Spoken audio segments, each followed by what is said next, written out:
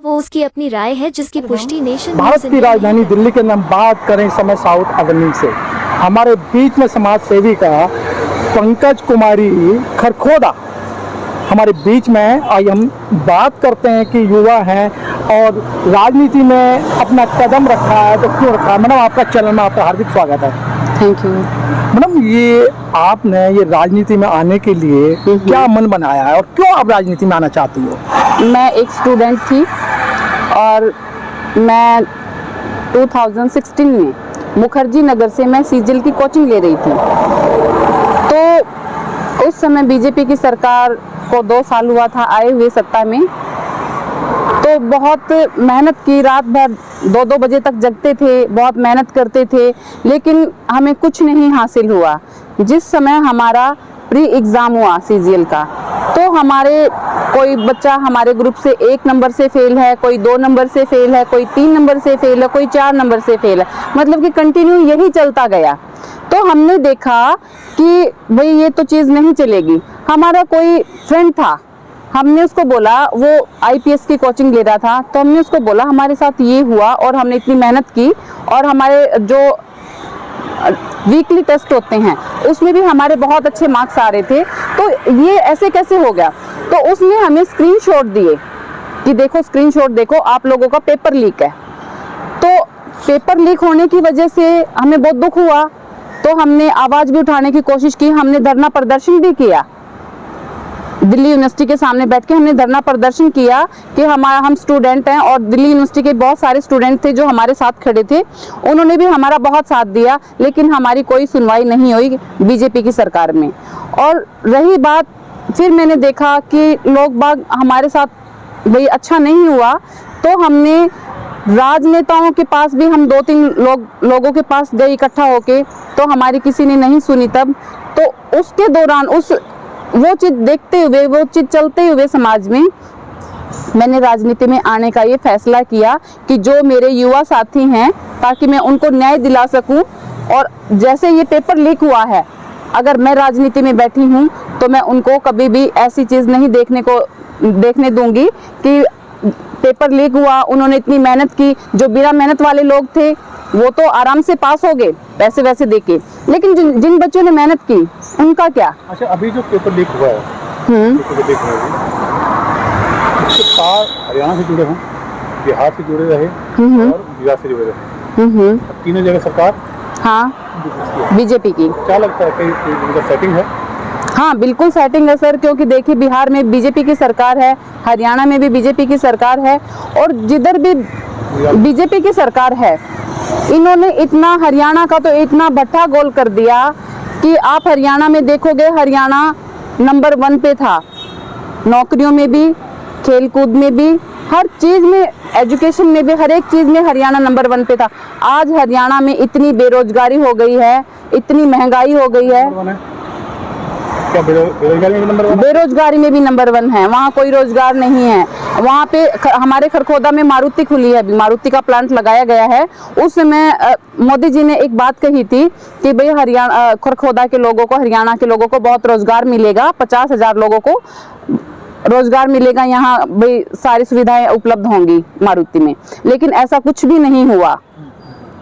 उसमें क्या रहा सर, अदर स्टेट के लोगों को घुसाया गया, इधर उधर से ला करके, और अदर स्टेट के लोगों को वहाँ पे घुसा दिया गया। लेकिन हरियाणा के लोगों को वहाँ पे ये बोला जाता है कि आप लोगों के लिए वैकेंसी नहीं है, क्योंकि आप यहाँ के लोकल हैं।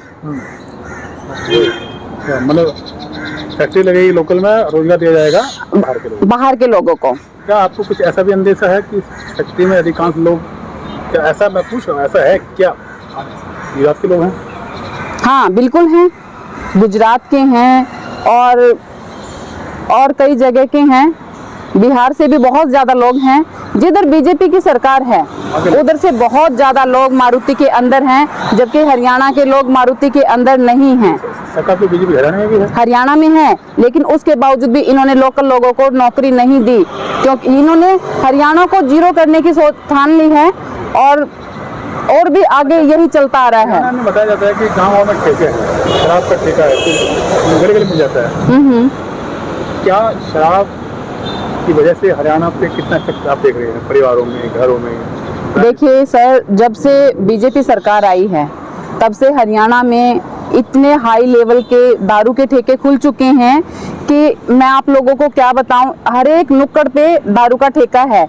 जबकि वहाँ रोजगार होने चाहिए, ना कि दारू के ठेके होने चाहिए। रोजगार वहाँ जीरो कर दिया गया है, वहाँ कोई वैकेंसियां नहीं है और दारू के ठेके नुक्कड़ नुक्कड़ पे लगा दिए गए हैं। अब युवा लोग क्या करेंगे? इधर उधर से क्राइम बढ़ेगा, इधर उधर से चोरी करेंगे और डकैती करेंगे। तो वो सब करके वो क्या करेंगे? वो दारू पियेंगे तो कल्चर खराब होगा हमारे हरियाणा का। आपने जो बात कही कि मैं राजनीति में इसलिए आ रही हूँ समाज का भला करूँगी, लेकिन आप जैसे और भी नेता हैं, और आज मैं गिनती कर रहा हूँ तो हजारों की तादाद में वादा कुछ करते हैं कि जब मैं सत्ता में आऊँगी या सत्ता में आऊँगा तो मैं बहुत काम करूँगा। सत्ता मिलते ही, विधायकी मिलते ही वो जनता को भूल जाते हैं। देखिए सर, जो अनपढ़ लोग हैं ना, अक्सर वो राजनीति में हैं। पढ़े लिखे लोगों को पिछाड़ा जाता है, पढ़े लिखे लोगों को आगे नहीं लाया जाता। अगर पढ़े लिखे लोगों को पार्टी, चाहे वो बीजेपी हो या वो कांग्रेस हो, अगर वो लोग आगे लेके आएंगे तो जरूर युवाओं का भला होगा और लोगों को रोजगार मिलेंगे। और जो ये इतने क्राइम बढ़ रहे हैं, ये क्राइम कम होंगे। वादे तो बहुत करते हैं, जो भी राजनेता आता है, सत्ता में उतरता है, वादे तो सब लोग करते हैं, मैं ये करूंगा, मैं वो करूंगा। लेकिन मैं ये कहती हूँ कि मैं अगर राजनीति में आई हूँ तो मैं युवाओं का भला करूंगी, देश का भला करूंगी। और महंगाई को, जहाँ तक मेरी ये सोच रहेगी कि भाई मेरी कहाँ तक चलती है, मैं महंगाई के प्रति हमेशा मुद्दे उठाती रहूंगी। महिलाओं के प्रति, महिलाओं के साथ इतना अत्याचार हो रहा है बीजेपी की सरकार में, जबकि कांग्रेस की सरकार में हमारे हरियाणा से आप लोग देख लीजिएगा कि महिला पहलवानों के साथ क्या हुआ। उनको रोडों पे घसीटा गया, उनके साथ इतनी मारपीट हुई। लेकिन बीजेपी की सरकार में ये सब हो रहा है, कांग्रेस की सरकार में ये सब नहीं होता था। आप लोग दूसरी चीज ये देख लीजिएगा कि हरियाणा में जब से बीजेपी की सरकार आई है, पहले बच्चे बाहर से स्पोर्ट्स से जीत के आते थे तो उनको गवर्नमेंट जॉब दी जाती थी। आज हरियाणा में गवर्नमेंट जॉब जो स्पोर्ट्स कोटे की है वो खत्म कर दी गई हैं, ताकि हरियाणा के बच्चे बेरोजगार घूमें, उनके पास कोई रोजगार ना रहे। देखिए मैडम, संविधान तो खतरे में है, आप अनुसूचित जाति से आते हैं, तो क्या लगता है जब संविधान खतरे में, संविधान ही चेंज हो जाएगा तो आप विधायक बन के करेंगे क्या? देखिए सर, विधायक अपनी जगह है और संविधान अपनी जगह। पहली बात तो ये है कि अगर हमारा संविधान खतरे में है, हमें रोडों पे उतरना पड़ेगा, हमें जिधर भी जाना पड़ेगा, हमें संसद घेराव करना पड़ेगा, हमें जिधर भी जाना पड़ेगा। मैं महिलाओं को इकट्ठा करके, अपनी जो मेरी बहन है, पदाधिकारी हैं और मेरी बहन है गांव से, सबको इकट्ठा करके हम रोडों पे उतरेंगे संविधान के प्रति, ताकि हमारा संविधान जो है बाबा साहब अम्बेडकर ने बनाया है वही सेम रहे और वो चेंज ना हो सके। आपका अपने क्षेत्र को लेकर के क्या सपना है? कैसा क्षेत्र चाहते हैं, अपने क्षेत्र को देखना चाहते हैं? मैं अपने क्षेत्र को लेकर, मेरा एक बहुत बड़ा सपना है कि मेरे क्षेत्र में गंदे पानी की निकासी नहीं है, जो बहुत ही कई सालों से ये चला आ रहा है। जब से बीजेपी की सरकार आई है तब से वहाँ पे कोई समस्या का समाधान मिला ही नहीं है। सब लोग दुखी हैं, पीने का पानी भी नहीं है, गलियाँ पक्की नहीं हैं। तो बहुत सारी चीज़ें ऐसी हैं जो बीजेपी की सरकार में हुआ नहीं है काम, कांग्रेस की सरकार में तब की होता था। तो मैं ये चाहती हूँ, अगर मैं राजनीति में आई हूँ और अगर मैं विधायक बनती हूँ तो मैं अपने क्षेत्र को बहुत अच्छे से चमकाऊंगी। जिन महिलाओं की समस्याएं हैं, पानी की समस्या है, गंदे पानी निकासी की समस्या है, या रोड कच्चे हैं, गलियां कच्ची हैं, मैं उनको पक्का कराऊं। और लोगों को जिनके पास बीपीएल कार्ड नहीं है, बहुत सारे गरीब लोग ऐसे हैं, वो उनके पास खाने के लिए तो कुछ नहीं होता, लेकिन उनकी इनकम 2.5 लाख से ऊपर दिखाई हुई है, उन बेचारों का राशन कार्ड भी नहीं बनता। तो उनके राशन कार्ड बनवाए जाएंगे ताकि वो लोग अच्छे से अपना जीवन व्यतीत कर सकें।